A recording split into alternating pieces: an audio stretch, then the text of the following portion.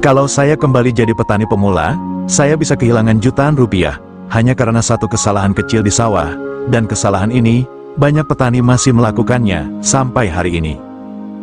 Di video ini saya akan ceritakan, apa saja yang akan saya lakukan, jika harus mulai menanam padi dari nol, mulai dari, memilih benih, waktu tanam, pemupukan awal, pengendalian hama, sampai kesalahan mahal, yang dulu pernah saya lakukan.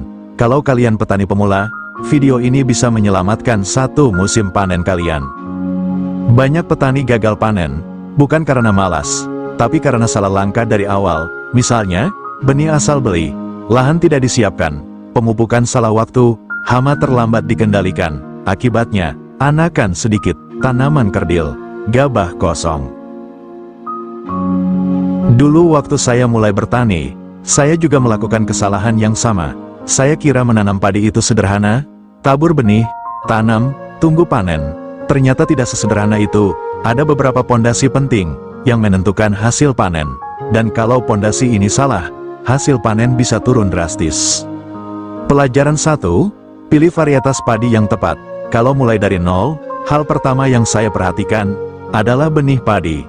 Gunakan benih unggul bersertifikat. Kenapa?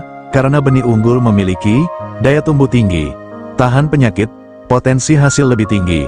Dulu saya pernah memakai benih dari gabah sisa panen. Hasilnya, tanaman tidak seragam, anakan sedikit, hasil panen jauh berkurang. Sejak itu, saya selalu memilih benih bersertifikat.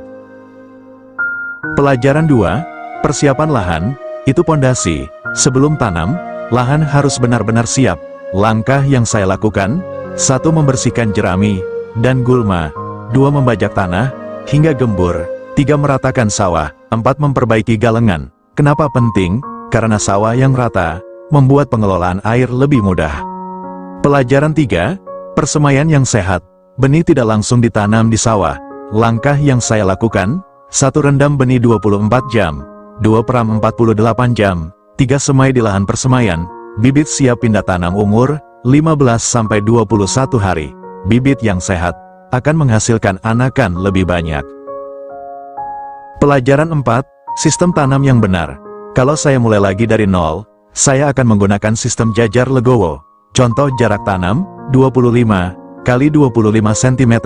Keuntungannya, sinar matahari lebih merata, tanaman lebih kuat, anakan lebih banyak. Kalau kalian petani atau baru belajar bertani, tulis di komentar, kalian tanam padi di daerah mana? Dan jangan lupa subscribe channel ini, karena kita akan terus berbagi pengalaman bertani di sawah. Pelajaran 5, pemupukan awal. Pemupukan awal sangat menentukan pertumbuhan padi. Biasanya, saya lakukan pemupukan pertama 7-15 hari setelah tanam. Contoh pupuk, urea, TSP. Kemudian pemupukan kedua sekitar 25-30 hari setelah tanam. Pemupukan yang tepat membuat tanaman tumbuh cepat dan anakan maksimal. Pelajaran 6, pengairan macak-macak. Banyak petani selalu menggenangi sawah, padahal tidak selalu harus begitu.